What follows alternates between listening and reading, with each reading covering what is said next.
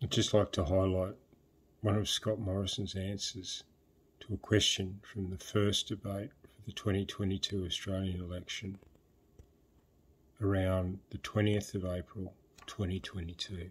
The question is around housing affordability. Oh, just wait till you hear Scott Morrison's answer. I couldn't believe it. Anyway, don't take my word for it. Here we go.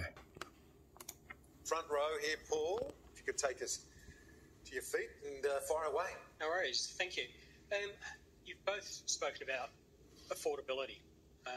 My questions are basically twofold, and it's about housing affordability. I've got two daughters who are just about to get into that market. One's just about to leave grade 12, one's in university. So this is a real concern. So, as I said, two-part question. So what is the government doing or going to do in the future to make it more effective? Because it's not effective at the moment. And one of the big parts around it is for foreign ownership. What is the government going to do about foreign ownership? We all know that foreign investment into the country, especially in the housing market, is actually driving the prices up, which is making it unaffordable. If we lived in Thailand, Indonesia, China, Fiji, as a non-citizen, we wouldn't be able to buy property there. Okay, I think we've got the drift. We'll go with the PM first. Thanks. Thank you. Well, look, thank you very much for the question. You're right. It's always hard to buy a house, and it's particularly hard now, and it's got harder. It's a tough economy when you're trying to get out there and buy a house. I remember when Jenny and I bought our first house, it was 30 years ago.